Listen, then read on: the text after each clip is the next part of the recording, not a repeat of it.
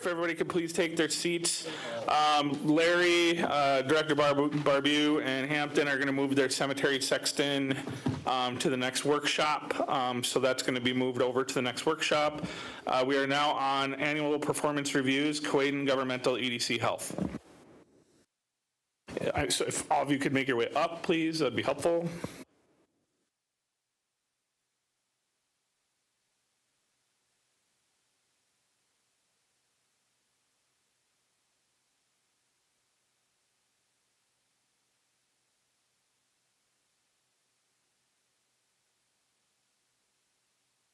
This portion of the meeting is open, yes. Yep, the only other open thing that was pulled was the cemetery sexton that's being moved to the next workshop.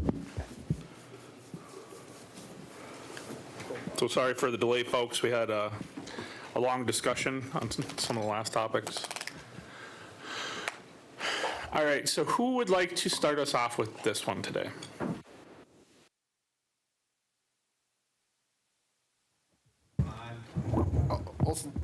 I'll start it off. So, at a previous meeting, there was a request that we come together as a group, discuss performance appraisals, then bring those findings back to the board.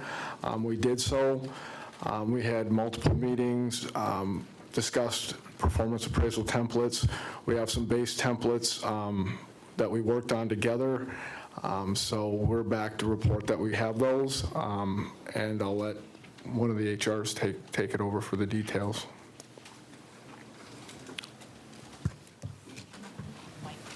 I guess I can go ahead and start. Pretty much, I'm just going to reiterate what Dan said, and coming back today, looking at the templates that we have put together during our work group, the executive meetings that we've had prior on performance appraisals, we're coming back today looking at more direction as far as the performance appraisals we have are for frontline team members, a management type supervisor, and then the executive type exempt position. We also had discussion recently about the where are we at with the 360 reviews for key employees. Diane, do you recall anything too when we were looking at the performance appraisals together? Anything I might have missed in that update for today?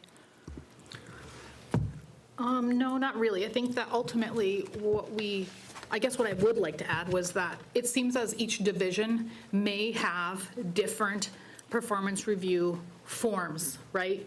Because frontline employees at the casino may have different essential functions in their job description outside of the essential functions of an entry-level position at the governmental or EDC. So our forms may be a little different to better suit a review for their jobs, just to keep that in mind. And I think that when we met too, we kind of met all bringing different examples and models for performance reviews.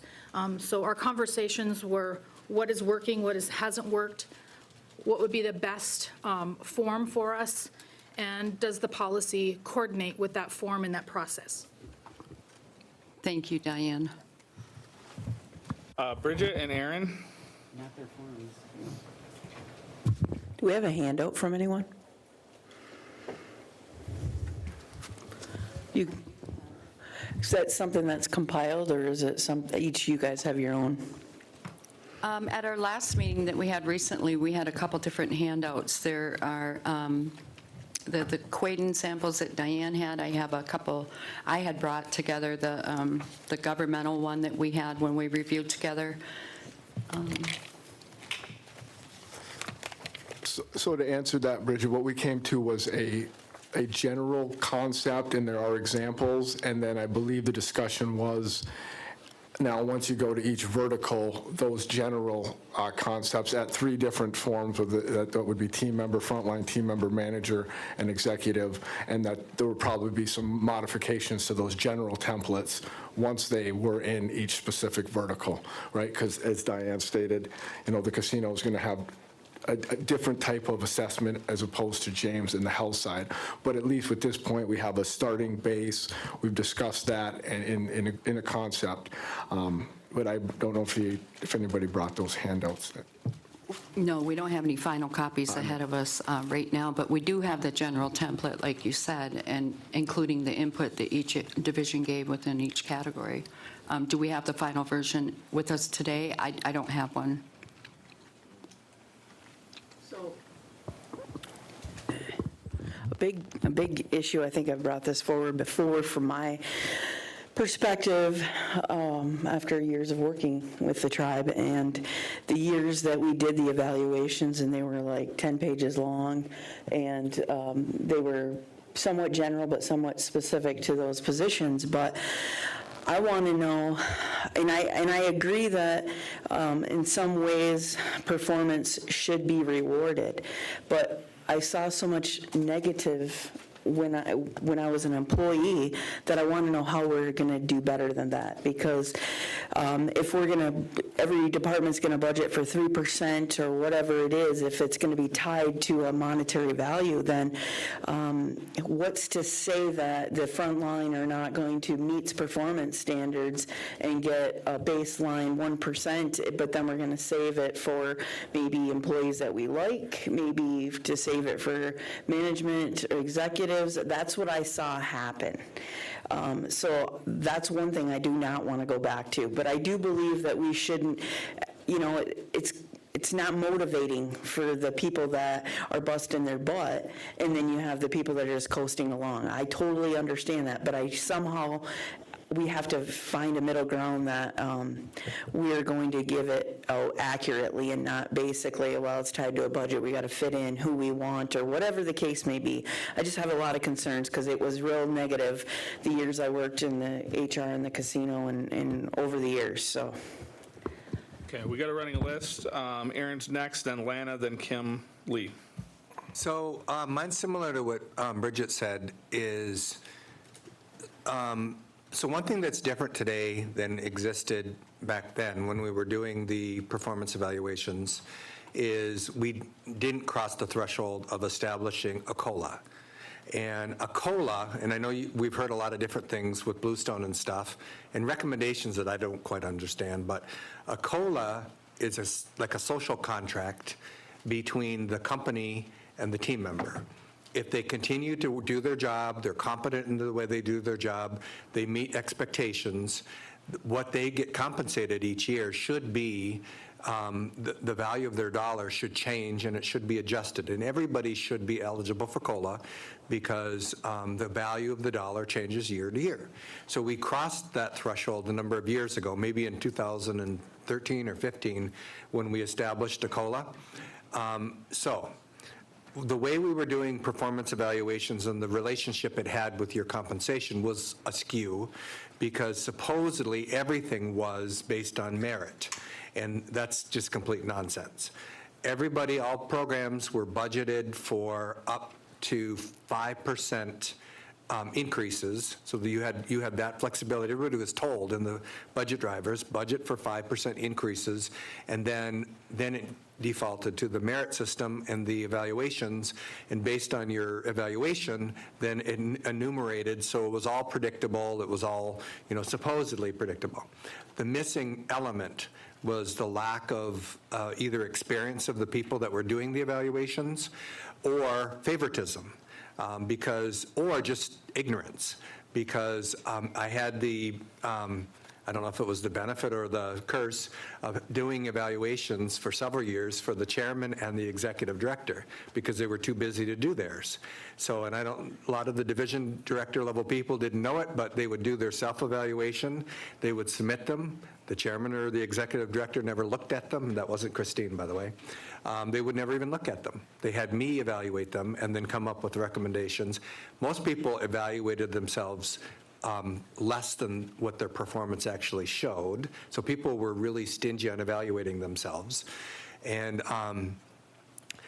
some managers would just, because they were just ignorant and they didn't want to be bothered, and they would just go right down the middle because they wanted to give everybody a middle, like in the middle of the road raise, so they just draw a line. They didn't even individually check the numbers. They just printed it out and drew a line.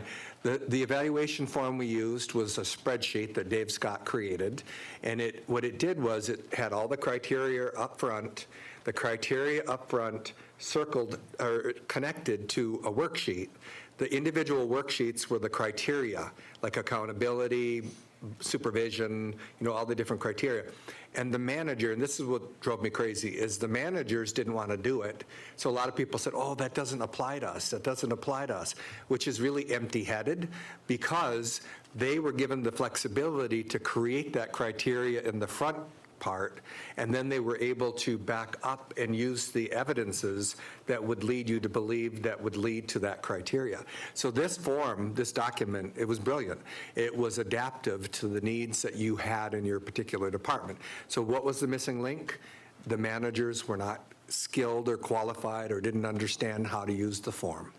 Also, what was missing is a lot of managers, not a lot, some managers knew who they wanted to give the raises to, and that's what decided how the evaluations were filled out. So like, say you had 10 people in your department, you had 3 people over here that were your favorites, and what they did was they would give the evaluations to accommodate them, and whatever was left over in their department, they would divide it up by the number of team members, and then they would arbitrarily give them a number that would match how much they had left in their budget. And then that's how people were evaluated. Also in the evaluations, we had a section that evaluated people based on their volunteerism, their community involvement, and training. The training section had to be filled out, and it had to be complete, or you could not get your full points. So I'm hoping we go back to that, but I think that if we think in terms of a 5% increase, I think COLA right now is about, I don't know if Bob's here. What is it, 2.9? 3, okay, so that fits well. So everybody that continues to be employed should get a 3% increase, everybody, right?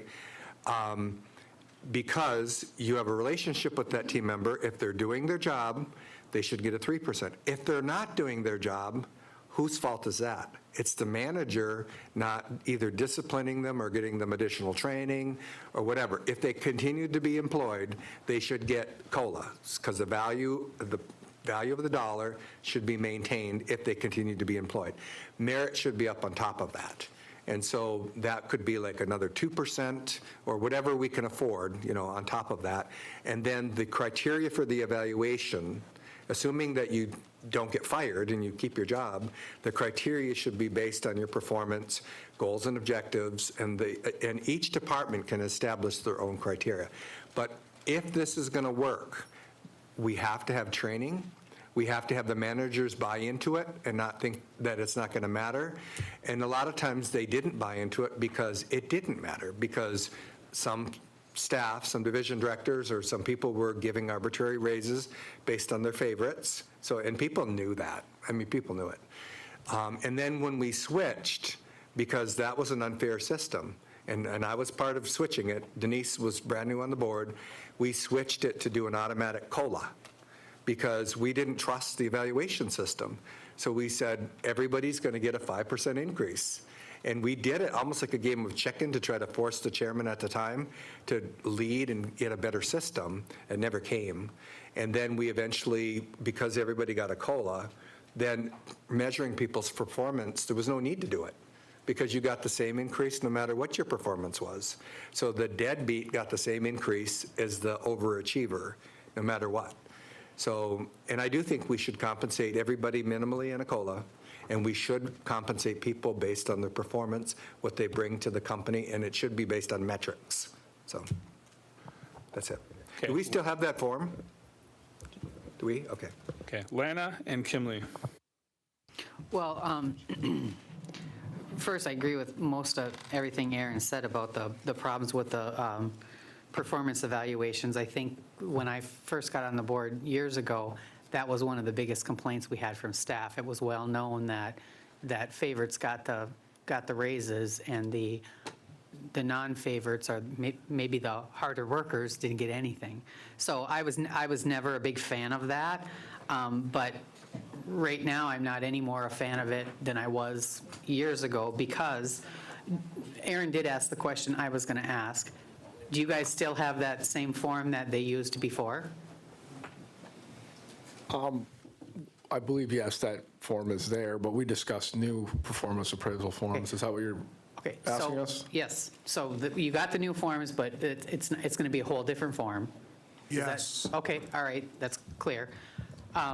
So it's going to be a whole different form. I really can't, knowing the problems that Bridget and Aaron had just stated, I really can't make any comment or opinion on it without seeing how you guys have structured it. Because, again, that was the biggest complaint I heard from employees in a performance evaluation, is that it was based on the budget, and the budget, the favorites got the higher increases and the lower people didn't get anything. It sucked for morale. It was a big complaint. So, I mean, without any form to look at to see that it's fair, I guess collectively, to answer a question for the board, with the problems that these old timers described up here at the board level, what collectively, how are you going to prove to us that it's going to be fair? It's going to be fair. It's not going to be based on favoritism, that there's some accountability for what they write down. So who can talk about that, since we can't look at a form? I'll take a stab at it, and then I know Alan's over there wanting to speak. And then I have one more question after that. Okay. Okay. I want to give a little background on our meetings as executives in running this, because we had some pretty long discussions, especially about a merit increase. And I think there was 3 of us that were not in favor of merit increases, and then 2 that were in favor of merit. So just want to put that out there. And what we had talked about was, prior to even getting to merit increases, we need to fix the years in service with, at least I'll speak on governmental. We have, as you know, the comp study that was passed was not what was recommended. So we have, out of our 447 team members, we have 259 right now that are below the suggested rate that was passed.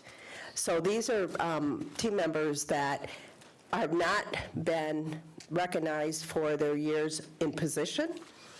And so we really felt strongly that we'd want to, going into 2026, either we fix it this year or in 2026, we get all of our team members where they should be to market before we go into a merit performance evaluation. And if we're doing that, then we do a performance evaluation based upon good feedback for the team member to know where they are, still do them, but not attached to a merit. So that was how we landed last week, and I'll let Alan and Dan and, like I said, James and Joni was there. I don't see her today, but go ahead, Alan. I'll just add kind of what Christine's already said. We're not even to where our people are equal yet. And to provide a merit increase based on an evaluation, first we got to get our people where they should be. And I think that was a goal. And then the other thing is going all the way back to Bridget, you were talking about a 10-page eval. Yeah, it's craziness. We're down to about a 3-page eval with some summaries that we provide in the eval about performance and goals and things like that. We don't need an extensive, especially when you're talking about a specific position like a frontline team member, like a slot attendant. There's going to be specific questions that relate to that position, not so much a governmental position that works as a secretary or an admin. So there's going to be a little differences when it comes to the frontline, the supervisory, and executive level. But at first, we wanted to get a proper eval or a format of an eval that we can all use, and maybe it changes a little bit based upon the positions that we're interviewing. We wanted to get that in place just so we have something to work with our team members and give them, some of the things that they need or some of the goals that they've met. And then when you talk about the increase itself, we also wanted to work on getting people to where there's a starting point, where we get our team to where there's a starting point to be able to even talk about doing merits. And then the other thing that comes with the merits was the discussion on how do you afford them moving forward. It's all based on business performance and how we can save money and make money too as well. We have to make sure that we understand that process, because there may come a time where Let's say it doesn't happen, we hit a wall where the revenues don't grow. And then what does that look like as far as a merit at that point? Is it a merit? Can we give out merits? So we talked about everything, right from kind of the start to the finish, but literally, we wanted to start with the proper eval that we could evaluate team members on, and not be a lengthy process, but be designated specifically to their jobs. And then we wanted to figure out how we can make everyone equal, so we at least have a starting point. So I guess, I don't know if that answers the total question. That was kind of the in-depth discussions that we were having on moving forward with this. Okay. So the only thing I want to add to answer your question, Anna, was that we talked about COLA, and we really felt that COLA, is really, the COLA is intended, as Aaron explained, it's only to keep you at your market rate of the year before. It's not a merit increase. It is really just so that your earning power is the same as the year before. And if we're not going to do step increases or merit increases, then if you don't do COLA, the team member is going to basically lose money. And if we're not going to do a comp study for 5 years, we wanted to be able to have a way that we're not stuck in that. I think the board said, we're going to keep this up, and so team members are going to keep at their market rates. So we put a lot of time in how do we bring everybody at their market rate, and then after that, deal with how we implement COLA, and then do a reevaluation in either 3 years or 5 years, and we don't feel it would take another study. This should be internal, that HR should be able to do it based upon the grids, and be able to keep our team members in making their market and continue to make their market. What Alan's talking about, and I did raise that, it was like governmental is not a revenue generating place. So we rely on the casinos and the enterprises to provide us with the tribal tax to keep that up. And we can't put that burden on expecting tribal tax to come up if we overprice ourselves. So we're trying to be realistic about how we can, pay our team members, but at least get them to their market rates. So I have a handout that I'm going to pass around. I'll send it down for you guys to really kind of see what we talked about, just as an example on how in 2025 of next year, that what the team members are making off the current past grids of an example of 1133, because we didn't bring them up to their years in position. But as an example of a team member that worked, can you Want me to pass those out, Oh, yeah, Christine? okay. Go ahead.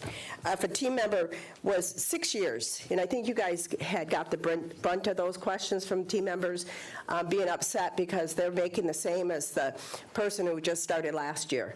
And we didn't, what we passed did not honor years in position. So let's just say this person has been 6 years in their position. Their current wage is $11. They went up to 3% because we gave them the 3% COLA. They're making $11.33. They're making exactly the same thing as the person that just was hired last year at $11.33. And I don't think I'm telling you anything new. This is what you guys have gotten calls on. If we go back and look at all those people, like I just said, for governmental size, it's 259, and we add their years in position, this person would go up to $16 an hour. And then the 3% is listed as follows on the bottom of how they would move up on that, and that's just with the COLA. But it just means that dollar at the end of 2026, they're getting paid now as $16.48.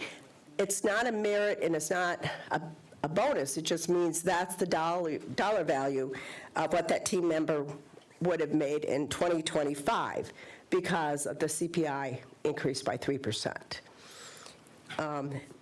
That alone, just for governmental side, is going to cost $2,100,000.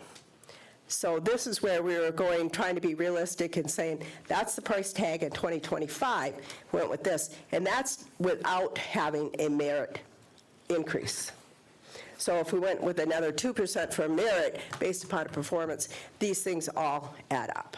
And so we took your directive very seriously, and we've sat down and really, really looked at this. And I think we landed, and you guys can correct me, that at least we want to bring everybody to where they should be in a market with their years in their position. So there isn't that pay compression issue. If it's being 2025 or 2026, that's why I'm giving you this example. Then also do the performance evaluations, so you'd have an idea of that, and then deal with any type of merit in 2026 or 2027. It really is going to be an economy of how much money's available to us. I'll yield to any of my other coworkers. Lana, are you done with your questioning? Nope, but you answered a couple that I had, and so did Al. So I guess, and you answered the question, because I was going to say, what is the most the merit, the performance evaluation can be, and that's 2%. No, we hadn't got to that Okay. level. Okay, but what you are saying is that we're not ready for a performance evaluation because we're not even at the market yet for the years of service. So if we started to implement a performance evaluation, it would just what's that word? Screw the system a little bit more. Skew the system. Same thing. Well, that too. Right. Skew the system a little bit more. Maintain decorum. We'll Okay, use sorry. skew. Sorry, Vice Chair. So we're not prepared to even go down that because we still haven't fixed the problem of the years. That's correct. Okay, so that makes more sense to me. So I don't, like I said before, I think and that's a $2 million ticket. So I don't know how the performance evaluations came about. I know that was a directive from the board, but we took one step in the pay compression. Then now we're doing, now we have to get the years of service, because those are the complaints I'm hearing. Yep. They make the same as they make being here 16 years. You guys have heard it all too. So at this point, I'm going to sit back and listen. I don't think we're ready for that. One, and two, it's really going to have to be convincing that it's going to be fair, so we don't run into those same problems Bridget, Aaron, myself, and probably others have experienced. The team members have experienced when it comes to fairness. So I yield. Kimley, then Rob. So with performance reviews, obviously, there's been some problems in the past. I think that some of the resolve to that is to also do evaluating team members, but go full circle. I think we need 360 reviews that come back up the chain. I absolutely do not believe that, I think that everybody should be able to review everyone else, and that would change workplace morale. It makes sure that performance is not being done by other people, that you don't even know that it's being done because they're scared to lose their job or retaliation. I think, so with performance reviews, I think that it should go both ways. And then I think everybody feels valued and everybody feels heard. And then if they're not, if it ends up not as each review, but as a compiled data of information at this board table, we also know where the problems lie, as do you guys, right? Because you don't always hear everything. Everybody protects each other, everybody, it's just the way that we are as a big family. And so I think that there's some things that we can do to mitigate that. So I think, but those reviews need to go in both directions, and then that's where accountability is held for everyone. So that's that. Rob? So I was going to say something similar to what Director Lee just said, is that, in any management position I've held before this, and even as a board member, I say this all the time, that that people don't work for us, we work for them, and it should be, this top-down hierarchy leadership, it just doesn't work. So anytime that I sat down with my team before, I made it clear to them, one, don't ever call me a boss. I'm a team leader, and my job is to work for you. You guys tell me what to do, and tell me what you need to do your job best. And that's what a manager should do, and that's how they should view leadership, is that the people under them don't work for them. It's your job as a manager to advocate for them, to get them the resources they need to do their job best. So with all due respect to our executives, I think that anytime you have an evaluation process that's top-down, you're going to tell your boss what they want to hear. It's just the way it goes. I mean, if I'm evaluating, people under me, I'm going to do it in a way that, that would make it look like, hey, sunshine and rainbows, everything's great. Get in front of your boss and you're going to tell them what they want to hear. And I'm not saying that everyone does that, but that's just the way human nature works. I mean, you're responsible for doing a job. Are you going to sit in front of your boss and say, yeah, I'm failing at this, this, and this? No, you're not. So I'm not so much interested in what executives have to say about directors, and directors have to say about managers, and managers have to say about supervisors, and supervisors have to say about frontline workers. I'm much more interested in knowing what our frontline workers have to say about their supervisors, and what their supervisors have to say about management, and management has to say about directors, and directors has to say about executives. That's what I'm much more interested in, because I think when we start evaluating that way, it's going to tell us what each level believes that they need to do their job best. So I think that we absolutely need a bottom-up evaluation process. And, if I'm judging based on merit, and I have to determine which way that we either reward people or evaluate people on, I'm going to be much more inclined to judge them based on what the 10 employees under them say versus the one above them says. Because when it comes to management, what the people you manage says about you says a whole lot more about the people you answer to. And so I think that we really need to step back and take a look at this and say, what does a bottom-up evaluation look like? Because anytime that I want to know something, the one thing that I get from our frontline workers is, when do we get to evaluate our managers? And I agree with them. And I think that that's going to give us a much more clear picture of the way that things work, rather than a top-down evaluation. So I'm much more interested in knowing what managers' employees have to say about them versus what their supervisors have to say. So before we move on, related to this topic, I do have concerns that we have. So we're talking about, on government side alone, a $2 million price tag to get everybody up to where they should be. And I don't disagree with that. But we also have zero benchmarking over the last how many years? How many years since the last evaluations have been done on anybody? Prior to 2010. Give me an estimate. 2018.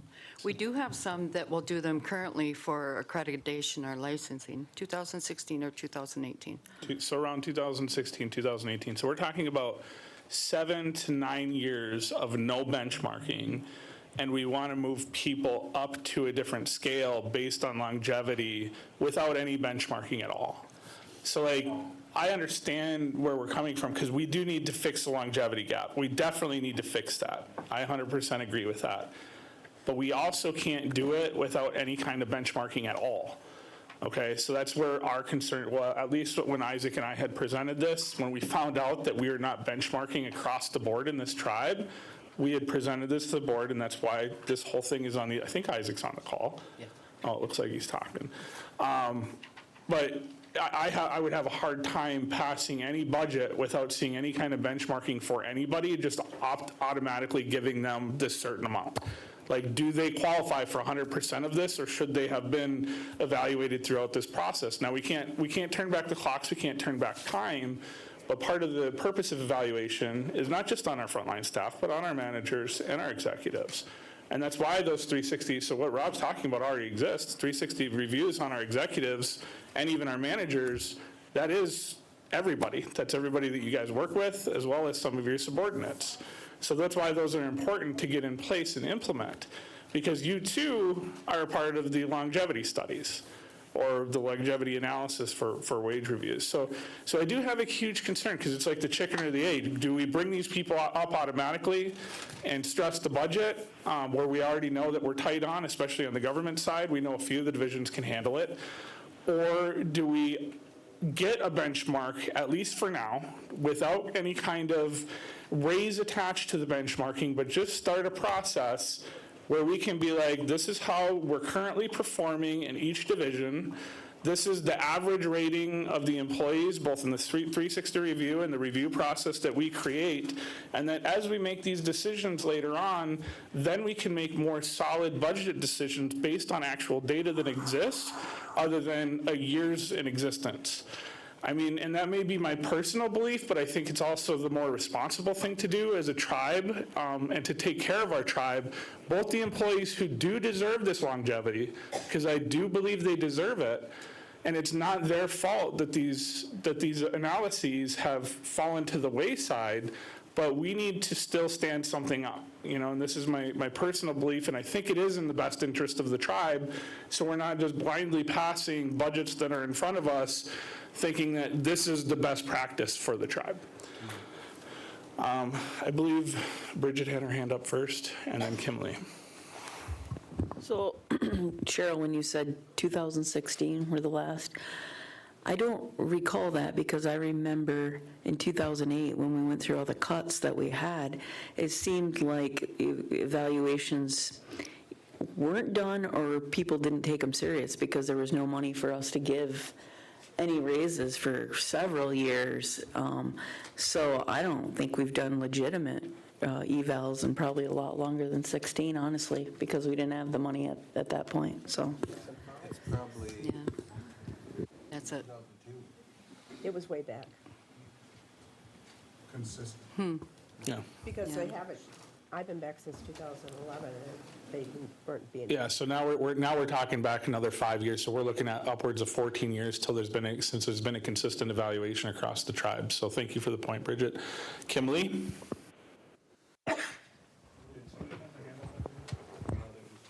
So does no department, I guess, have benchmarks? Does anybody have benchmarks go ahead. Yeah, we have example evaluations, but I just wanted to answer something that you said about, our initial goal was to come in here, right? We wanted to make sure everybody was whole, but to also state that the evals, the performance stuff, wasn't going to include a wage. Yeah, that's what we. So I think I failed to mention that when I put it out there, but it wasn't going to include a wage. It was just to get assessments out there and get our team assessed. To get the process started. The other then- part was getting everybody where they need to be And then was we we would felt was grow a into priority. that. Okay. Okay, well, I would like for you guys, obviously, to continue to work on that, and making sure, I guess, that we're loud and clear that that isn't going to change wages, because clearly that can become a big issue. And Aaron, if you or Josh or somebody could compile a resolution to get the 360 reviews moving for bottom up, to come back to the board for that information to be compiled, I would love to start that process. And then as you guys continue to gather what you need, we can work together to move forward. Go ahead. She's going to answer. Oh, go ahead, and then we got Aaron. Thank you. Those are all really great questions. I think as the Quaidon HR director, what I would like clarification on is understanding exactly, because there's about 13 to 15 different kinds of performance review models, okay? Standard models. The real question is, what was the goal of the performance review? And so ultimately, that falls back on our policy, and our policy is basically just saying, and we can certainly update that depending on what kind of review we want to do, but the policy is basically just saying that it's a tool for the team member and the management to understand, are our employees doing their job functions as they should? So that's what our policy is telling me right now, That's the idea of the performance review, okay? Doesn't have anything to do with compensation, doesn't have anything to do with anything other than that. Now, if we, by the resolution that was suggested, it looks like there could be an avenue for that. But this hasn't been approved yet, right? So the other issue is a 360 review. If we had 3 different models for a frontline supervisor and executive, it contradicts the resolution that says we're going to do a 360 for executives. So I think I just need some better understanding of ultimately what are we trying to do? What is the goal of this tool? And maybe, based on financial health of the enterprise and the casino, could there be an avenue for merit increase? It's just understanding, is that the direction we want to go?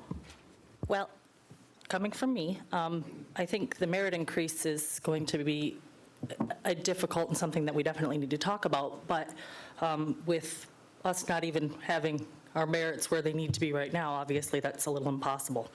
In my opinion, going from bottom up will also tell a story. And I think looking at that evaluation, and even for you guys, right? But that's not just for us, but it's going to tell a story on who's doing their jobs too, right? It's just from the ground up, and because that's whose voices I think sometimes need to be the loudest because they're the least protected. So I think that also tells a story, and then we know based on that how to approach this, right? Because we can go evaluate everybody right now, right, and tell them what they're doing wrong, or we can just learn it through an anonymous survey, and then what are we going to do to make it better? What are we going to do to make it right? And then based on that, because we can't promise merit right now, everyone's going to be answering questions, and again, they're just going to tell you what you want to hear, just so they can keep the wage that they get, because we can't promise them anything else. So, I think that with that, I think we need to hear the story from the bottom up, and then everybody gets an in-depth look at what's going on, and then what do we need to do, right? How do we address this to get people to work for, whether that be merit, benchmarks? What does that story look like? So that's what I would like to see personally, and everybody else might have a different opinion. So that's it. We have Aaron and then Rob on the list. So the value of an assessment, an evaluation, is that it will align the company's values and principles, the deliverables, the service orientation, whatever you articulate is part of that evaluation. So that's worth doing irrespective of tying salary into it at this point, or impacts on your salary. But I will say that it's not sustainable if we don't tie it into that eventually, because the proof is in the pudding. When we thought we were doing something good, 2002 it was, because I was not chair yet, we forced it because we've been bitching about it for years after year after year, and the administration just totally refused to do anything about it. So we forced a vote. We forced a vote to do a COLA. Everybody got a COLA, and everybody got the same COLA. And I knew that wasn't ultimately fair, but it was more fair than the good old boy, you scratch my back, I scratch your back sort of thing, the way that people got their increases before.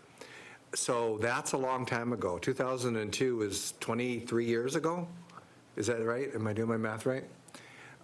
So I do think we need to do an instrument, and the goals and objectives of each person's position needs to be embedded in it. Their job description should be the driver.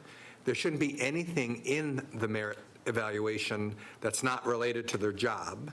So we've also had people that would volunteer for the golf team, or do this or do that or do this, and it had nothing to do with us, nothing to do with the tribe. I do like having some points assigned and we evaluate people based on their contributions to our community, to our tribal community. That should be embedded, because we do want people to volunteer, we want them to contribute, right? But it shouldn't be like this big giant chunk that if you do all this wonderful volunteering, but you don't do your job, that you should still get a raise, right? I do want to say something about 360s, because 360s are horribly misunderstood. They're not generally used for bottom-up assessment or evaluation of somebody's performance above them. And the reason for that is because they shouldn't be used as an axe to grind to get back at your supervisor for telling you to do your job, right? They should be able to, some assessment or evaluation should be able to tell you if your boss is treating you unfairly, is not clarifying your duties and responsibilities, is not leading.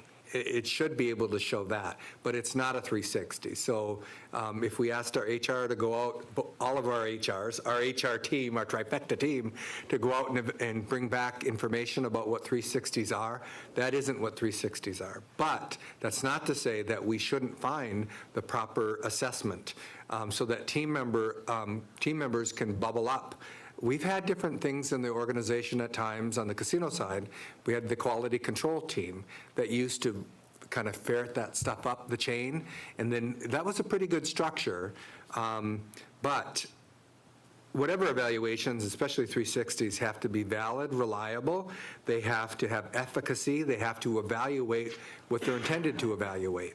And they should be standardized and normed against assessments that show that. Right? It's not we just come up with an idea and we start assessing people based on that idea.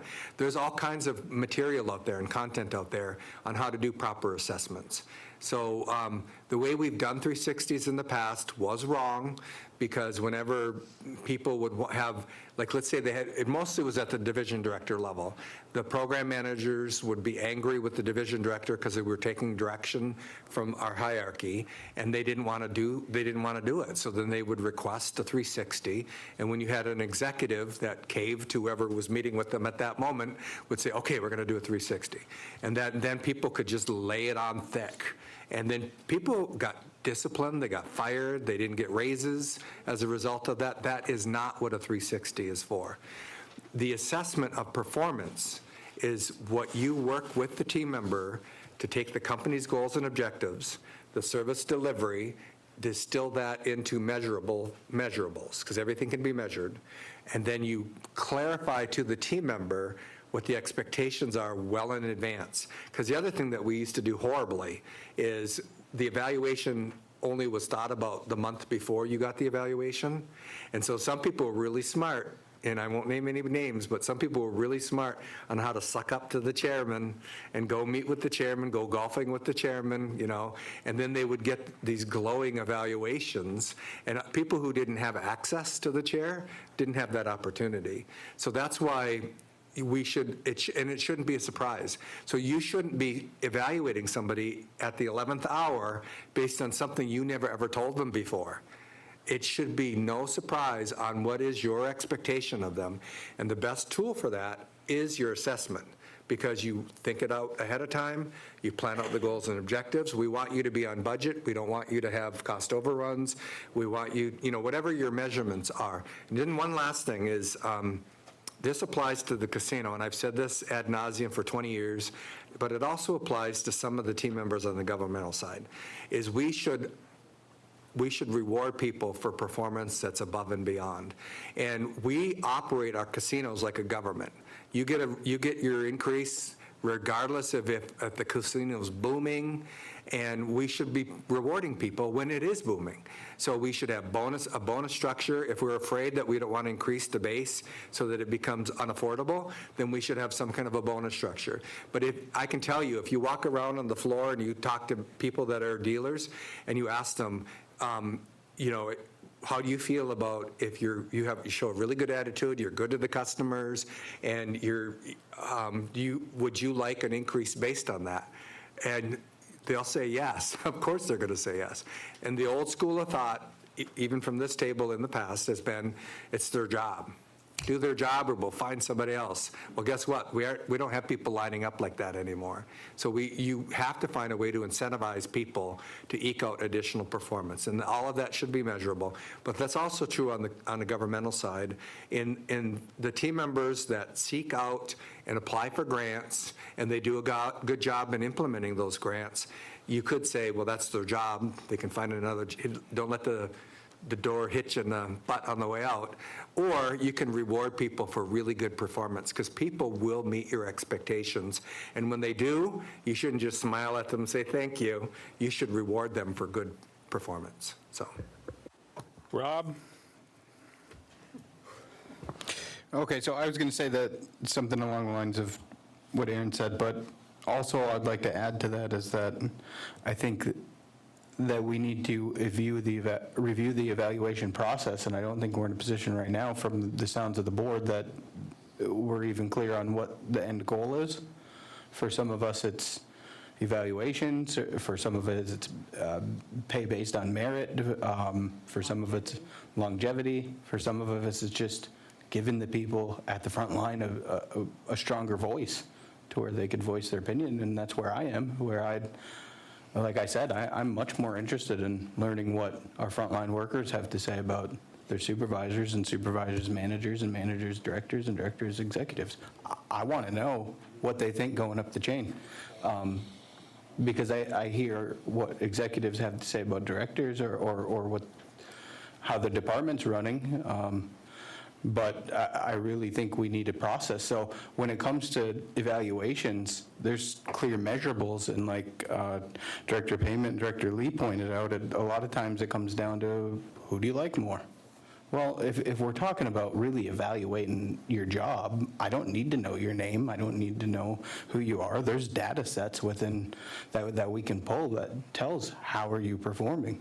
And it's going to be very telling if we have a bottom-up evaluation and then compare that with data sets to know how those positions are performing. So if you're doing bottom-up, you would think that the bottom level would be our frontline workers who get to evaluate, but it's not. The very basis of how we're performing needs to be done through patron surveys. So if we're talking about on our EDC or casino, or who's our customers, and that's where we need to start, is what do they think about when they walk in here? Do they get a smiling face? Do they get someone who goes above and beyond to help them to get them what they want, so they're more apt to spend money in our facilities? Are we doing mass patron surveys, mass customer surveys? Because that's going to let us evaluate our frontline, and then from there we allow our frontline to evaluate their managers and all the way up. But as far as evaluations, I think we remove everyone's name and start looking at data, numbers. Show me the numbers, because that's not going to lie, and that's not going to show favoritism. That's going to show what is your job, what are you responsible to provide for our organization, and is the data going to show that that is being achieved? So I think we could get clear away from favoritism by just saying, where's the data sets? What sets of data goes with each thing? And maybe that's what we need to evaluate, is what are we evaluating based on? Not who, but what. What tangible numbers can you show me, aside from a person's name and if you like them, if you're friends outside of work? Because those are going to get definitely just human nature. They're going to get, you hang out with someone that you manage every single day. Are you going to give them a bad review? I'm not going to believe that you will. And I don't think any reasonable person's going to. And I don't think any reasonable person's going to believe that that's not going to play into determining an evaluation. So I like data. I like numbers. I like to look at the statistics. I could tell you right now our casinos are doing well. I don't need to know that it's so-and-so in this position or that position. I look at numbers. They're doing well. That means someone's doing their job and they're doing it well. So I think that we need to get back to evaluating people based on the output of their job, but at the same time, we absolutely have to have a bottom-up evaluation, because the accountability needs to come from the bottom all the way up to the top, not the other way around. Kimberly, Lana, Mike. So So I think, in light of how Diane framed it, there's a lot of questions here on what avenue we're going down, because when you guys all sat down and we sat down, the resolution said that there's a merit increase tied to this resolution. My questions at the very beginning, when I first started talking, was how much is it and how much is it going to cost? But then I was told that this was only going to be used as a performance evaluation tool. So I guess that's the first thing we have to figure out.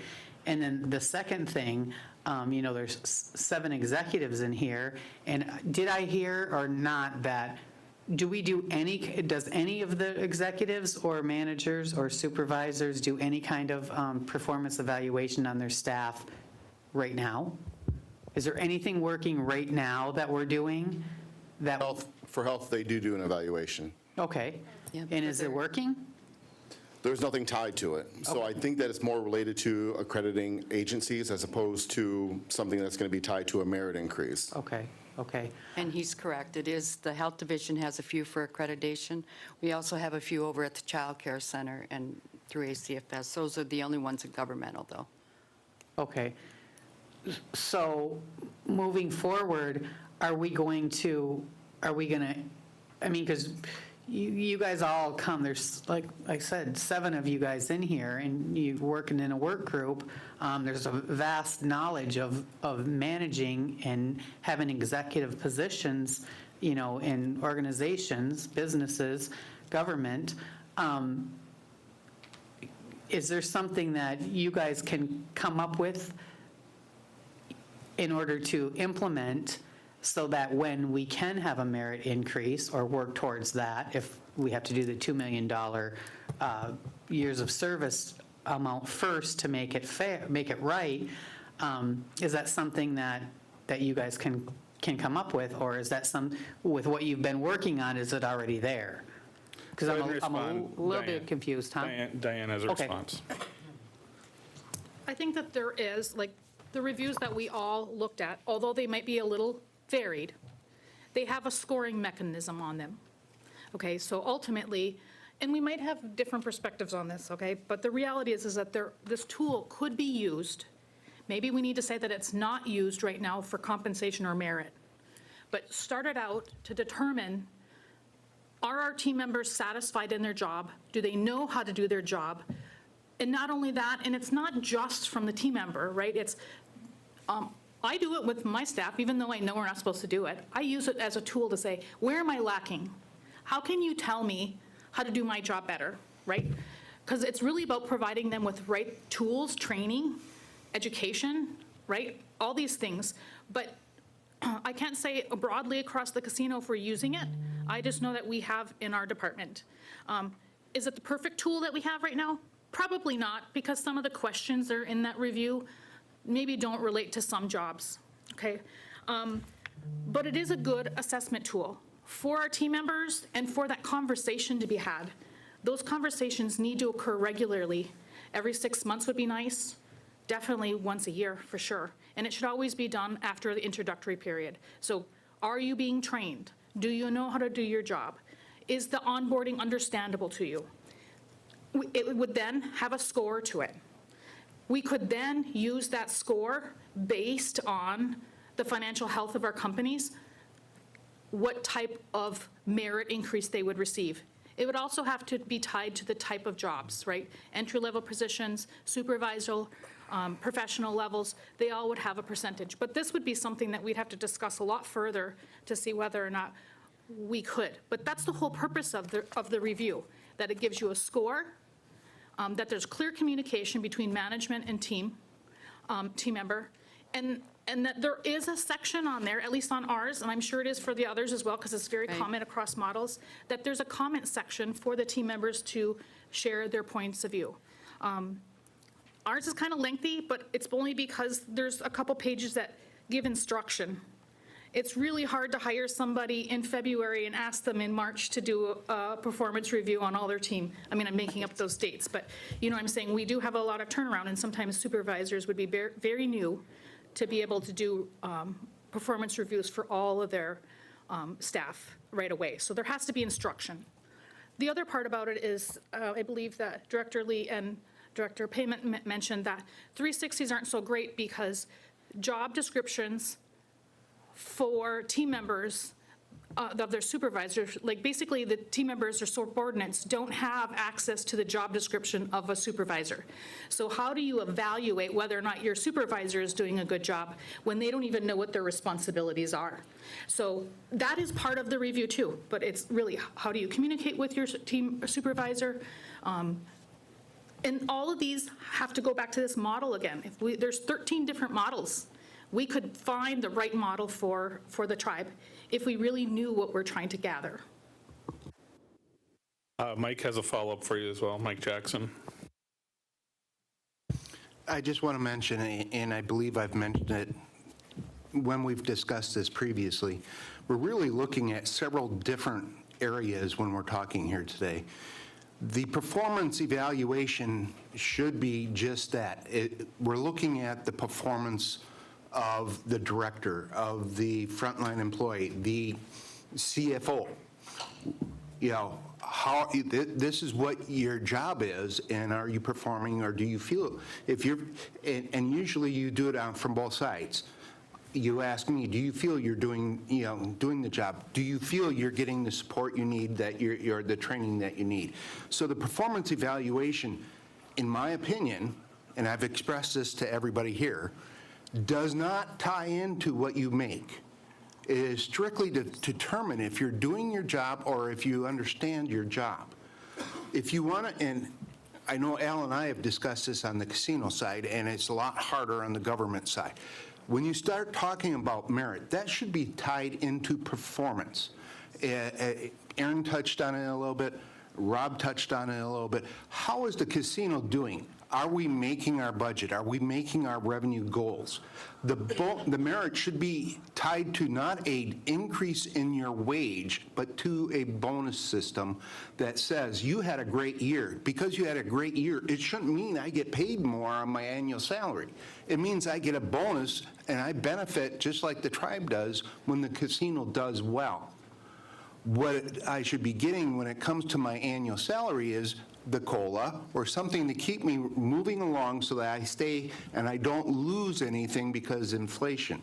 So there's several different areas that we're talking about, and so many times we go and take all 3 or 4 of these areas and we toss it in one basket and say we're going to do it all at once.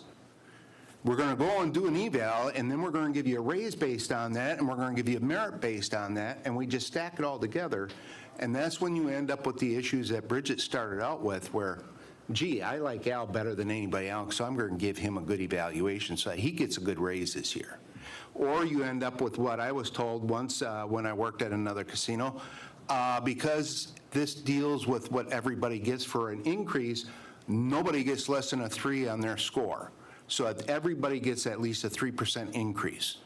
You can't do that because you lose the ability to really sit down and say, Mike, you're doing your job well. Mike, you're not doing your job well. These are the areas. Once you tie it into an increase, that goes out the door. So I think as long as you understand all these different areas, when Diane is saying, what do you want? As long as you understand that, and it sounds like a lot of you do, because several of you have brought up these same comments and these same concerns. But we just have to make sure that we don't throw it all into one package and say it's all performance evaluations, performance reviews. We can't tie it all into one package. We've got to look at it as several different areas that we have to work through as a group. And they're going to be different. Government is going to be harder to say what is a merit for them versus what's with the casino versus what goes on with James or with Dan. Each one of us our merits should be different because we're performing a different function for the tribe. But when it comes to our wages and stuff and performance evaluations, we can use the same basic form with just minor differences for positions to evaluate whether we're doing our job or not. That's all I wanted to add. You good? Yeah, and I appreciate both of those comments because I think, and asking the question at first, is anybody doing it? It sounds like people are doing it. at this point. Is it perfect? Probably not, but it's a start, and it's happening.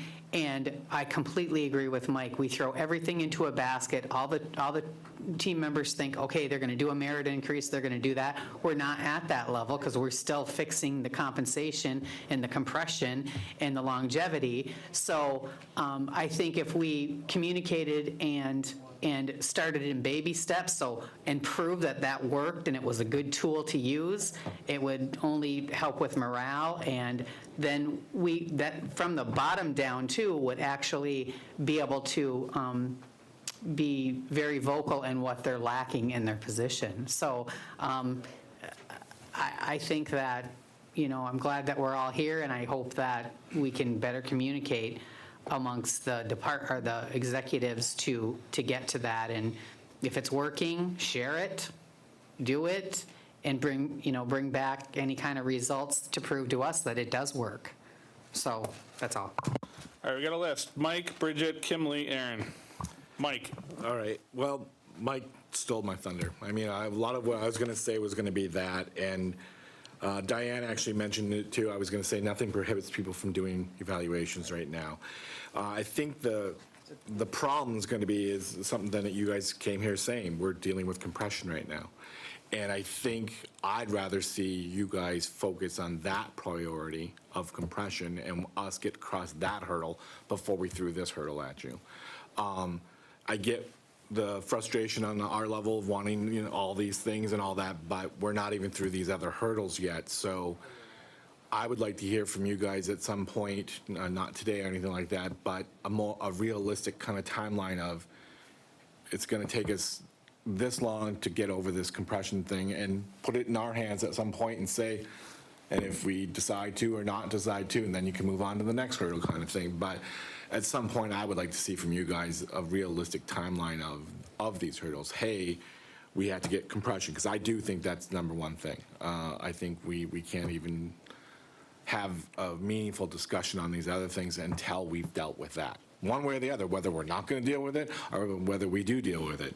And then we move on to these other evaluations, managers' reviews, and incentives, be it merit-based or be it bonus-based. I was going to go off what Mike Jackson was, that was going to be what I stated anyways. I don't think it should be tied together like that, but I do believe there should be a bonus, some kind of bonus structure if we're having a phenomenal year.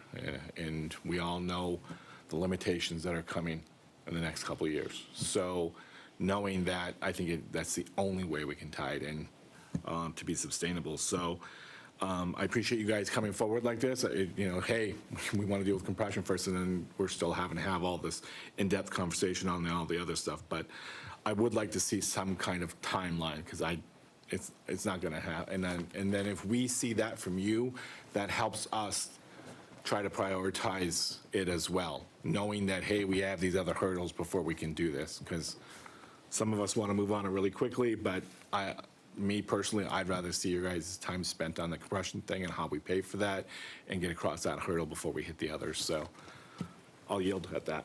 Mike, agreed with you. We're building multiple ships simultaneously, and I'm going to have Lana give everybody a refresher of one of our other requests that we had before the cyber attack. So a lot of these things already had deadlines on them, but Lana's here with her list. Lana, I'll let you speak to this since I'm chairing the meeting. It was going to be part of task review. The only thing, and from my notes that I had, it showed that you all were working on the compression issue, and it had originally intended to be brought back by the end of this month, but I wanted to bring it back up during task review today because we'll need a new deadline like Michael's talking about. Because of the cyber issue, I think it's probably not going to be possible for you to be ready by the end of March. So that is going to come up when we do task review. I don't know if you all have an answer, how long before you're ready to come back for that?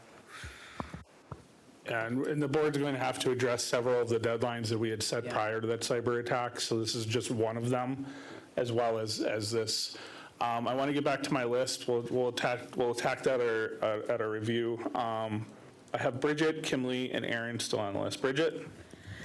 Just a couple things. When we're talking, hopefully that when new employees are starting, that the supervisor's meeting with them on day one and giving them a list of goals, and then prior to the introductory period, they're evaluating them on those goals. So both management and the team member know where they stand. So I'm hoping that at least is in place. The other thing I would like to see is, over the years, we've done this with different things, but I think with you guys all meeting, that's great, but I think we're missing a couple pieces of the puzzle, and I think we should establish a committee maybe in each division, one possibly of frontline team members and the other of department managers before it comes up to the executive. I think we need a mix in there, so whether we broke it down into committees for each division, but I think we need their input on these things, because they see a lot. It gives them the buy-in. Their opinions matter. So I think that we should somehow incorporate that too. Kimberly? Okay, so not necessarily, I guess, do we need, I think, a 360 review, or maybe just a review period based on our needs. But based on, Diane, what you were saying with your guys', and of course, we didn't get your guys' paperwork to even look at it, to go over it. So, but based on the questions that you had stated, you couldn't do merit based on those kinds of questions, because that doesn't evaluate team members' performance from, just like I said, the few that you had stated. So I guess without looking at all of that to see if it was even what we're looking for, or what I thought, what I visioned to be of this, that wouldn't, I guess, result in merit-based or any of that anyway. So I still will stand with some sort of a review bottom-up, because I would like to see that. And while we continue to work on this, whether we put it on a workshop for a later date and come back and figure that out, I still would like to see the other one move forward. So that's all. Thank you. Aaron? So we've sent some mixed messages here today, right? I heard a little bit of grousing about the evaluation form that we used before. My recollection of what we used before was a product of the goals and objectives of the position and objective assessment, objective criteria by which the team member would be evaluated. They would do their own self-evaluation. This is the way we used to do them. Then the supervisor would do the evaluation, and then they would meet to kind of work through it. But we never provided any training, so I can conceive that some supervisors met in a top-down bureaucratic structure and basically just said, no, you're wrong, this is what your performance was. And instead, that should be a give and take. Because if I'm meeting with somebody and I think that they did a 2 out of 5, and they come to the table and they said, oh, no, you didn't include this project I worked on, this project I worked on, this project I worked on. And then I start thinking, oh, geez, what was I thinking? I was only thinking of the last month, and I wasn't thinking of what they did at the beginning of this period. And so it should be a give and take, right? But it should be, and the reason why the form was long is because we believe that there should be objective criteria. So you shouldn't sit down with your subordinate, or we don't call them that, we call them direct reports. You don't sit down with them and you just kind of chit-chat a little bit and, well, I kind of got a good feeling, you got a good evaluation. It should be based on their performance. And they should have some level of protection in the criteria that was established ahead of time, so that they can come to the table and say, no, you gave me a 2, I a 3, and here's why. And also, we don't do this, we never have done this, but we should allow for the team member to be able to grieve their evaluation. Because if the supervisor has, an axe to grind, or, our politics are toxic in our tribe, right? So are some of the employment politics that can be pretty toxic. So the team member should be able to grieve if they feel they're getting an unfair evaluation. So there needs to be some kind of a process that allows that. We don't currently do that. But it needs to be predictable, it needs to be objective, it shouldn't be just based on what the manager feels at that time. Also, One thing that we can do, some middle ground to just not giving any compensation as it relates to performance. And I know that could be a part-time or a short-term sort of reality, and in the long term, maybe we will get back to giving merit to people. But when we do get back to merit for people, if we're doing COLA, and the cost of living, they're keeping pace, and then they get bonuses based on merit, then that would be the solution, because then you don't price that team member out of your ability to retain them. But the other thing is that a lot of people don't, and Kim brought this up today, a lot of people don't like the taxable event when they get a bonus, but that's not our choice, that's the federal government's choice. So, but there are things we can do, and we do have a flexible spending plan that almost nobody utilizes. But what that is that the tribe decided at one point that we will invite team members, if they get a bonus or just use some money out of their own pay, to put that money aside to their flexible spending plan, and then they can cover the cost of their copay on their insurances and maybe put more money in their retirement or whatever. And that doesn't have the same taxable consequence as taxing a bonus. So, so there's lots of things we can do. And let me also say this.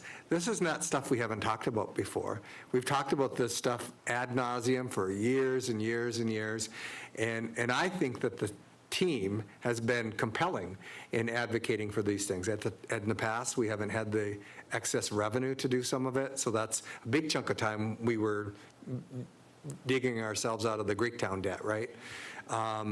But I think we're at the point now where we can be forward-thinking and strategic to say, and I think if we deploy this assessment, this evaluation, we need to tell people that eventually it is going to result in some kind of a merit, or you're going to be compensated based on it. Otherwise, you're asking people to do a whole bunch of busy work for nothing.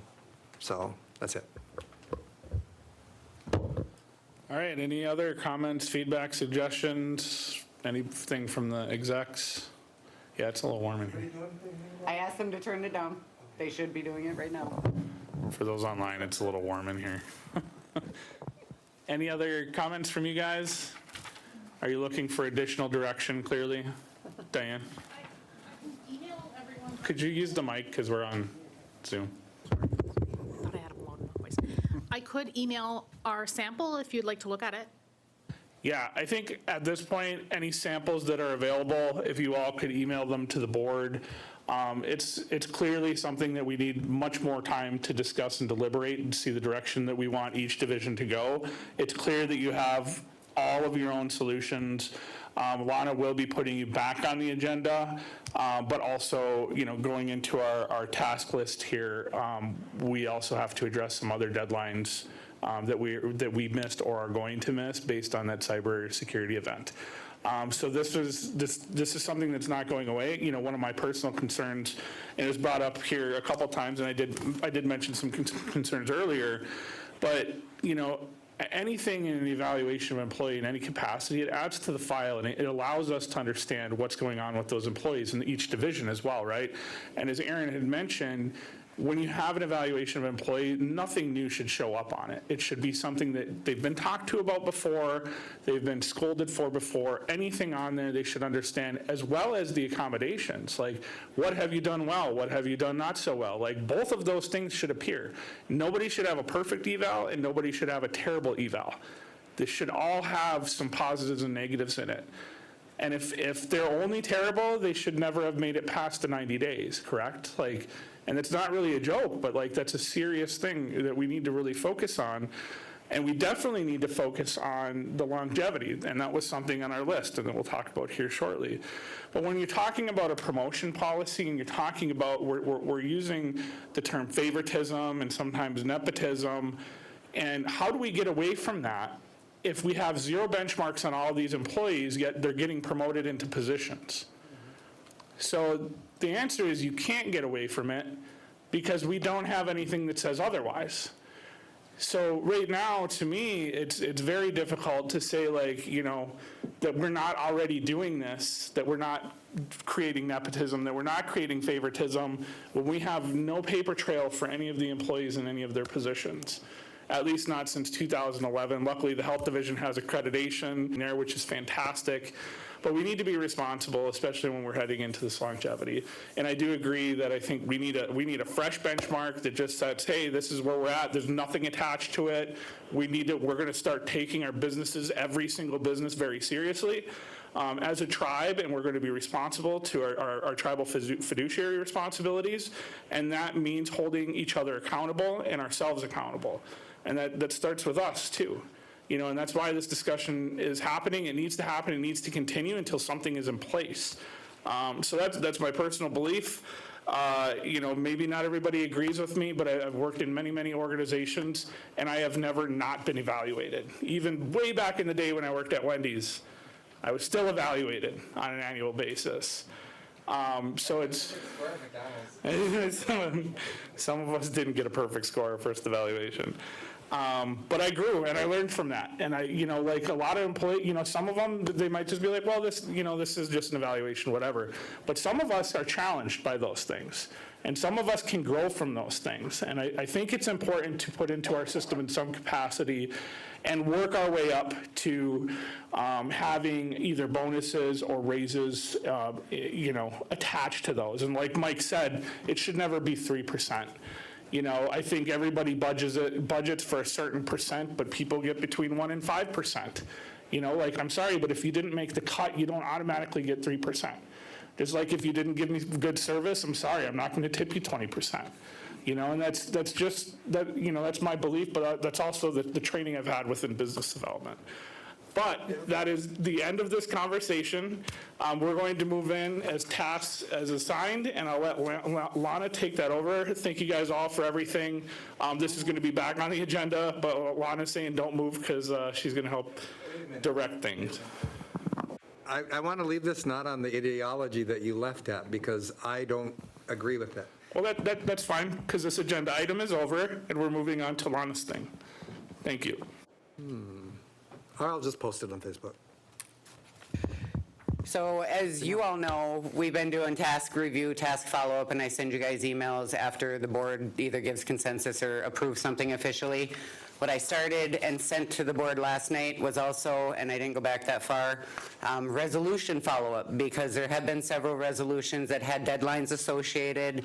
And as we said earlier, definitely believe that the cyber event is going to impact some of this. So I will send you guys the resolution tracker probably tomorrow, just so you have it in front of you too. And if there's anything on tonight that will get added. There were the established key employee reviews, 2024-16 for Kuwaitan Gaming Authority, 2024-416 for the other side. So Kuwaitan government HR's executives to develop and conduct annual key employees satisfaction surveys. You can go back and read the resolution, but so the key employee survey part was supposed to be done within 90 days, and the way that I counted it out, this was approved 12/17 of 24. The deadline would have been March 6th, so I think we're just making the board aware that these are still on the plate. But if you all could, I know you meet together, put that on your agenda and just send me a list of what the new deadline might be. And I think the board will have to decide if they have to actually amend those resolutions, because they do state 90 days for one action. Benchmarks were supposed to be done within 30 days. So there's that. And then I have one on here. It was more of an FYI, basically for Unit 4, 2024-417, authorized the negotiation and accepting the donation of the Nama, or the Indian Point Cemetery in Nama. So I'm assuming the board should probably be told when that transaction is done, and I just don't know if it was. There was no deadline given on that. 2025-23 is the ARPA transparency report that the board approved 1/21 of 25. So that deadline has not come up yet. I just want to put it on the radar again, that deadline was 60 days or March 22nd. And again, if there is going to be a need for an extension based on the cyber event, I think we just need to make the board aware and let them decide if they need to amend the resolution. Then 2025-24 was legitimacy of 2% expenditures pursuant to Constitution approved on January 21st. There was no deadline given, but there was a request, the resolution asked for written legal opinion to determine whether current process complies with Constitution until this opinion is given, states that all 2% requests shall be approved by a vote of the board. So that kind of, I think we're going into the spring cycle pretty soon, so I'm putting that back on the radar until you guys get that legal opinion. It has to come back to the board, all the decisions. In our task review, for the sake of time, I'm just going to go through you guys talked about a lot of this today already. James and Cheryl presented the health compensation. That resolution is coming back for the April 1st meeting, okay? Land claims presentation, Bob Schulte had already, prior to the cyber event, had been scheduled for the February 25th workshop in an open session to present that to the board with the history, and the goal with that one was to, how can we enhance it, what can we do to increase the payments to the elders, the forecast of impact of any proposed changes, so that's one of the ones. So we'll need to, and I did reach out to Bob already, he's going to let me know when he's able to get that back on a workshop agenda. There was well, you guys already talked about the wage compression issues. You'd asked for this issue to be brought back to the board, stating the market study was the first step and that proposal to address compression issues was being brought back. And so what is the estimated time frame? As I stated earlier, it was originally intended to be the end of this month. I'm not sure if budgets ever got an answer on whether or not they're able to still budget at the mid.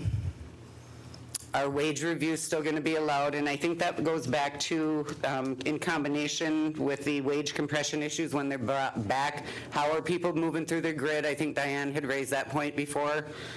And Bridget had noted that there was, at least before we had a COLA. COLA is still in place starting in 26 again, but we need they want something to show to let our employees know how they're going to be moving towards the grids, to how they're going to get from step 1, step 2, what have you. Cultural Enhancement Program guidelines, I'm going to put that back on the April 1st agenda. Ryan is out of town, so we had to take that off. We got the opinion there. Kuwait marketing strategy, you guys asked me to schedule with Sean on that. I reached out to him. It is now scheduled for the April 11th workshop. It will be in a closed session because it's proprietary information. Government hiring policies and procedures, Cheryl, I'll reach out to you because we just canceled the March 25th workshop. So we will be rescheduling that for the 1st or the 8th of April. I'm ready, thank you. Okay. I believe Jess is working on the cultural committee budget for travel and Zoom license. She's was asked to work with Tyler and Laura Bashore. There was, and you guys did have this discussion a little bit earlier, there was legal opinions requested, dual enrolled members, member ordinance in line with Constitution, enrollment process in line with Constitution, what qualifies as eligible documents rolls from Garden River Church. So I believe that was one that was given to Ryan. Yep. And then Tyler and I just talked about this, and he thought it was a thing already. But when you guys did discuss this, I didn't have a consensus. I think just a few of you made comments. We make our staff come here so many times to present the same thing 3 or 4 times, so there was discussion about streamlining that to be a more efficient process. I can work with the executives to try to come up with something, but that, if you have no objection to us working on that, then we can start working on some type of procedure to bring back to you for approval. She's referring to removing agenda reviews since we workshop it several times and then go into a vote. That's what she's referring to specifically. Like budgets comes the week before to a workshop, and then they come for agenda review, and then they have to explain it again at the meeting. Okay, so good news, right? Go ahead, Rob, then Aaron. Just as long as it's open, though. I don't think we should discuss something in closed and then remove it from an open workshop. The agenda review we talk about during the agenda at night. Right. So we're just doing it over and over. Oh, you're talking about Yeah. from agenda review to at the night. And they don't have to come during the meeting. They do come during the meeting. I know, but that's what we're trying to get away. Okay. Yeah. Aaron? So The way I would say it is, we're not getting rid of the agenda review, we're just having one agenda review. Yeah. Because we do meet over it 3 or 4 times, but the other side of that coin is board members need to be present, they need to be attentive to what's happening, they need to ask the questions at the time that we're reviewing it. Because when board members come to the table and they haven't paid attention, they haven't looked into it, and it's a brand-new question, then that's a waste of everybody's time. Or if they got the answer during the workshop, but they bring the question up at the table again, that's a little kabuki theater. It's to demonstrate, I'm paying attention or I'm doing my job or whatever. But the other side of the coin is maybe they could do that kabuki theater during the review that happens where the people are allowed to see it. So. You got Lana, then Kimley. Okay. Yeah, I'll always, keep that if I have questions at the board meeting, I'm going to ask them because something could come up. Someone could just say something to me they're new, sure. just before the meeting. Yeah. And I have a question, I'm going to ask it. But just to be clear, and I do think that we morphed into having the same information 3 times, and it's just a real not effective way to do it. So we're saying that we do the budget reviews, we won't hear those again until when it's presented at the board meeting in open session. That is probably the easiest change we can make right now. Before I Yes. agree, I want to make sure this is clear. And then we'll still have the agenda review and time to go through all the agenda items. And then when the meeting starts, so they won't have to go in detail of it, but when the meeting starts, somebody is going to present that's still going to happen. No. Okay. So they're talking about removing agenda review portion, so the discussion can just happen during the meeting? Oh. Instead of discussing and then discussing again in 2 different live segments? So we do everything like Rob said, we do everything in open. Not today, we're not going to do it, we're going to do it at the meeting when they're coming to present anyways. Yep. So and then we ask our questions there in front of the membership. So, right, Okay. and so That's good. during agenda review, we have a resolution on for the St. Mary's. This is just a really good example. We have a resolution on for St. Mary's river dredging, and where they are recommending to put the materials, they ask for specific time on the agenda. So if they're going to do that right before agenda review, do they have to go over it again in agenda review, you know what I mean? So they're just going to do it at the meeting? At the meeting, yes. Okay, perfect, Yeah, but they yeah. wanted the time to explain it to you guys before it got to the meeting agenda. Yep, But yeah, budgets, so Jen is here for budgets for agenda review. We do them last week. We've already looked at every single one that is on the agenda tonight last week at 10 o'clock, I think. So those people shouldn't even have to be here for that until the meeting is the direction we're looking.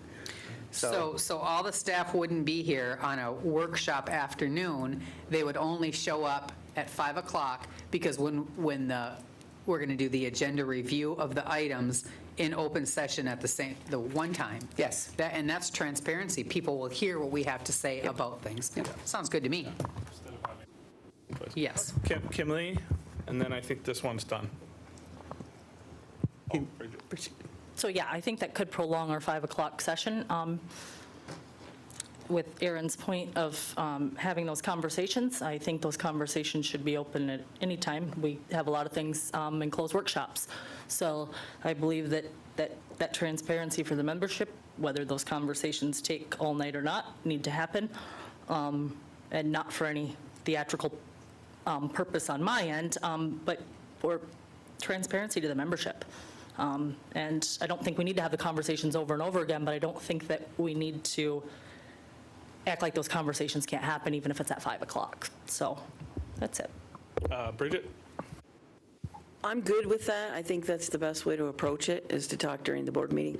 But I would ask that almost anything that's going to be voted on that night is presented the week before, unless there's some sort of emergency. That's the way we tried to do it before. So it wasn't something thrown on that day that there was a lot of discussion about, and people were panicking about, members are, all upset about it. So I think if we could put it, anything we're going to vote on comes the week before, unless of some type of an emergency. Agenda review on the workshop schedule. Whoops. Yeah. Just threw my pen. Yeah, because we tried to make it so the heavy part was in a workshop, not the day of a meeting, too. Right. So, And we, and just if I could add this, what we did do, and we got good at it for a little bit, was that we only addressed issues that were on for that night on that workshop that day, so that it was fresh, so if we have to talk about, say, the tribal operations cyber response that's on the agenda tonight, if that is something that we have to talk about a lot, that's on the workshop for today. Gotcha. Not the compensation study like we had today, only the business at hand for that evening. Okay. We did get good at that for a while, so. Okay. All right, great, because we don't have time for agenda review tonight. So glad everybody's in agreement. Yeah, Rob. I did just want to say that we should remember that we also have our agendas 5 days in advance, so we know what's going to be voted on, and we can call executives or anyone or send emails to find out the answers to that. But the deliberation process should take place in front of the membership. So I think we need to get away from this categorizing everything as theatrics when it's actually allowing your membership to see the deliberation of the process of governing. I'm not going to let someone saying theatrics shy me away from saying what I think in open and in public, and I'm going to make sure that the people who elected me to represent them know where I stand on things and that they could reach out to me to tell me how they feel about things. And whether it's called theatrics or not, that's going to show during the meeting. And I think that's the purpose of it. But there's some things that you could consider grandstanding. So there's a line there, but I don't think that we should go down the road of showing up here and voting in silence and just yes or no, and that's it. Because the idea is that we have open meetings, and they should be more open, especially the closed sessions, so the membership can see the deliberation process of how we get to our decisions. That's important. Aaron. So that was a very strong message that the Unit 1 board members heard last night, and so maybe we can just dispense with it right now, is to be more transparent, to maybe for the board to stop and think through what is considered closed versus open, rather than everything being relegated to closed.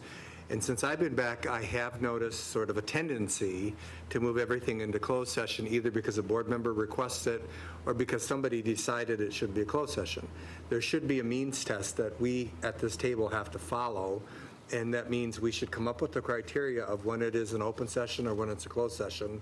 And then somebody at the table has to make that judgment, right?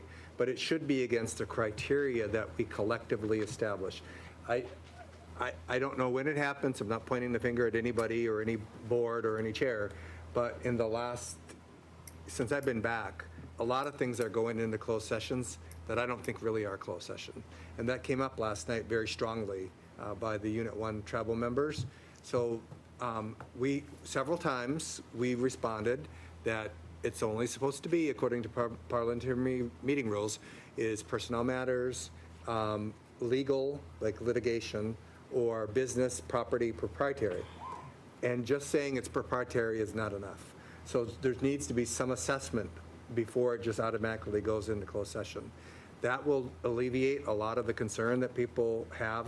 And we heard that, and it's not just me being, a disgruntled person that's going to get cut off, but we heard that by a lot of the people at our Unit 1 meeting last night. So. I just want to let you guys know in response just a little bit, and anybody out there could probably tell you that I've worked with, if they ask for closed session, I ask them what according to Chapter 96 tells me that this can be closed. I consult the legal department, because there was a question from one of you about why are JKL fiduciary meetings enclosed. I consulted legal, was given the reason, passed it on.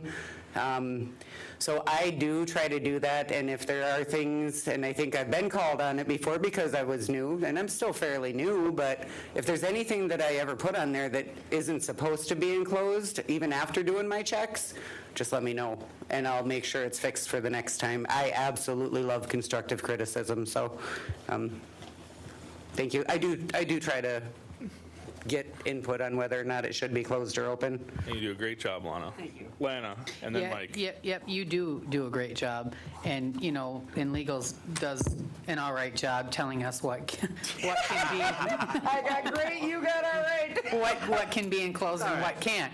But not only the Unit 1 board members are objecting to that, there's board members that have objected to things going in closed session. I've said numerous times that there's 4 things that should be in closed session, and you cited them: personnel, legal, proprietary, and business. And some things simply are none of those, and they're in closed session. So, and that's not legal's call sometimes, that's not Lana's call sometimes. It's obvious whose call it is, with objection from board members. So, with that being said, back to what I said earlier, is we get far from the code. So I hope that this is more than just us, you know, making comment, that we really get to the point where, and I think that's a good start, that we're going to review the agenda at the board meetings, but you know, you do get it in 5 days in advance, so you can really understand what's really going on if you do your research. So anyways, I wanted to say that it's not just Unit 1 tribal members or Unit 2 tribal members that recognize that. There's board members that recognize that. And a number of us have objected to things that shouldn't be necessarily enclosed. So anyways, I'm glad we're talking about that. Mike? At that unit meeting last night too, I mean, it was last night? Yeah. But it was stated there too that we need to revisit 96, Chapter 96, which is the Open Meetings Act, but there's actually 9 things on that list. And I stated number 7 there last night, which is the one we often use, and it's to consider the finance, operation, or management of a business. It's not about proprietary, it's operation or management of a business. And so we do utilize that one. It's a lot, and it's because it's in code. So we need to revisit how open we're going to be with that. So, but until then, that does cover a lot of why we go into close. And so until we revisit that and change that code and make it more open, there are going to be a lot of things that fall under there. And there, like I said, there's 9 things in there altogether, but that is primarily one of the ones that we use most often. And I do agree that we do need to open it more. I have no problem with that. We just have to finesse that language that would allow it. I'll yield.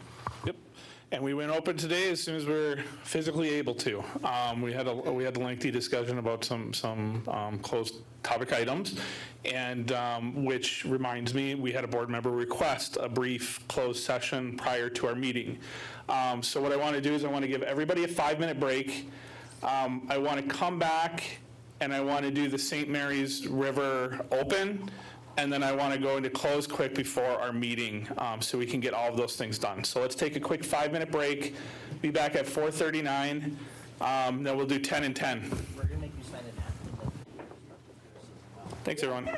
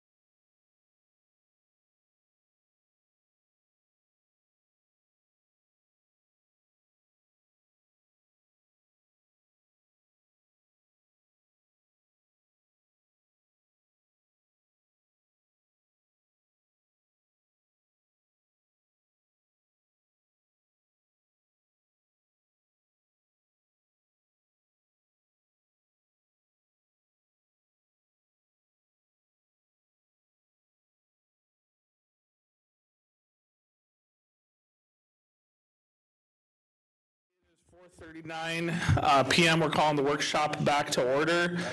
The next thing on the agenda was to review the St. Mary's River Yes,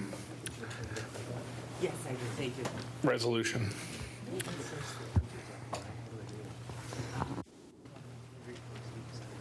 I had to do it last week.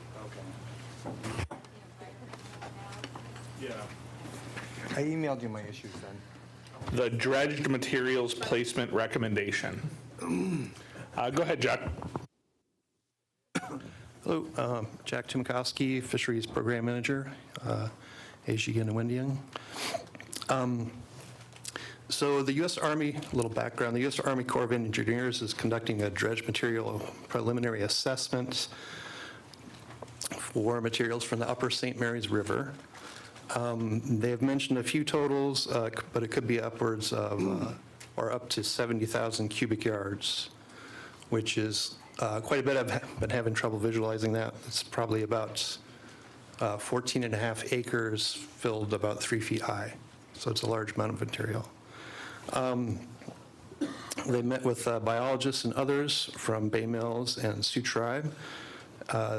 They brought to the table their 4 recommendations. One of those was a high erosion area in Isaac Bay.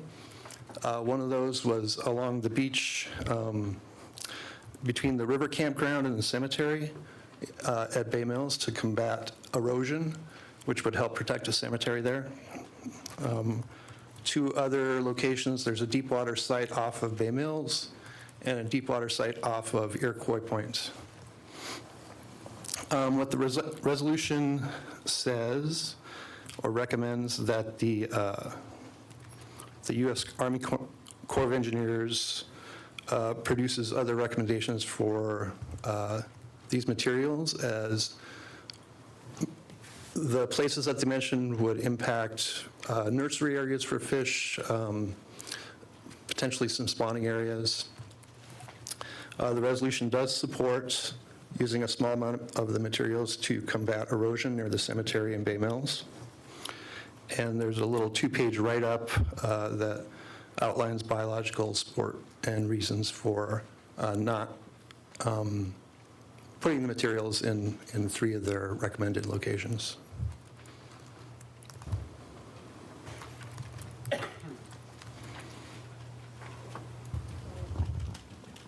Kim? So we're going to pass a resolution saying we don't want these spoils put in 3 areas, but we will do it for the cemetery area because they're losing shoreline by the old cemetery when you go through the reservation, correct? Yes, that's correct. Okay. Any other questions? Any other questions, feedback?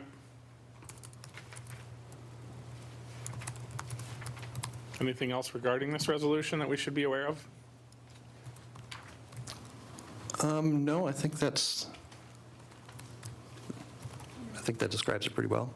Kim G, go ahead. Yeah, could we get an update too, whether this is effective or not? I mean, they might just say, you know what, too bad, we're doing it anyways. So could you let us know? Absolutely. I think what they mentioned is they wanted to have their plan for placement in place by the summer. I don't know if they're planning on, they were unclear on when the dredging would take place, if it would be this year or next year, Thank you. but absolutely. Any other questions? Okay, I think we're good. So for everybody's knowledge, we're going to head into a close for a closed matter, and we're going to be coming back on the meeting invite series. So we'll see everybody at 5 p.m. This is now a closed session. With just room, everybody else needs